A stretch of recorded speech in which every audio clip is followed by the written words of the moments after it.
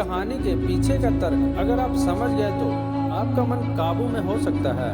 पहली बार जब इस कहानी को मैंने पढ़ा तो मुझे इसका तर्क समझ नहीं आया, लेकिन इसका भाव प्रेरणादायी है। एक बार महात्मा बुद्ध किसी नगर से गुजर रहे थे।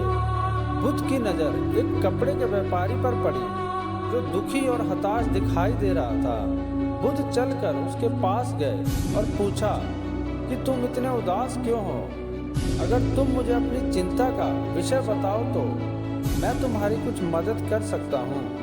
कपड़े के व्यापारी ने बुद्ध को प्रणाम किया और उनको अंदर बुलाया। उस व्यापारी ने कहा कि जब से मेरी पत्नी की मृत्यु हुई है तब से मेरे घर पर मेरे छोटे बेटे की देखभाल वाला कोई नहीं है, इसलिए मैं हमेशा इसको दुकान पर ले आता हूँ। लेकिन मेरी दुकान पर आने वाले हर ग्राहक की पगड़ी को वो उछाल कर फेंक देता है। कभी कभी उनका झोला उठाकर बाहर फेंक देता है। मैंने इसको बहुत समझाया और डांटा भी, लेकिन वो नहीं समझता है। इसकी इन हरकतों की वजह से मेरे सारे ग्राहक खुद को अपमानित मानकर वापस चले जाते हैं। बुद्ध बोले, मैं तुम्हारी सहायता कर सकता हूँ, पर मुझे वचन दो कि मैं जो भी करूँगा तुम उसमें दखल अंदाजी नहीं करोगे, ना ही कोई प्रश्न करोगे। व्यापारी बुद्ध को वचन दे देते हैं। अगले दिन बुद्ध एक पगड़ी पहनकर आते हैं और एक ग्राहक की भांति आकर बैठ गए।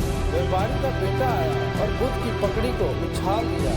महात्मा बुद्ध ने मुस्कुराते हुए कहा, बहुत अच्छा, जाओ उस पगड़ी को वापस लेकर आओ। वो बच्चा दौड़ कर गया और पगड़ी को लाकर बुद्ध को दे दिया। अगले दिन बुद्ध एक कुल्हाड़ी और एक लकड़ी लेकर आए।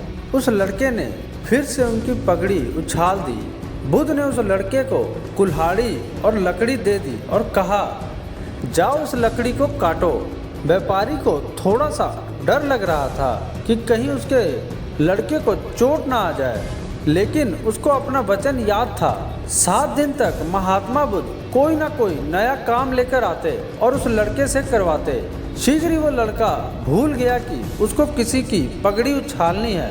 व्यापारी बहुत खुश हुआ और बुद्ध को धन्यवाद किया। मुझे पता है कि इस कहानी का और मन को वश में करने का कोई विशेष संबंध नहीं है, लेकिन पहले आप इस तर्क को समझ लीजिए। अगर हम अपने मन को अपने हिसाब से काम नहीं करवाएंगे तो मन अपने हिसाब से काम करेगा। मन वश में हो सकता है यदि मन को हम अपने अनुसार चलाएं।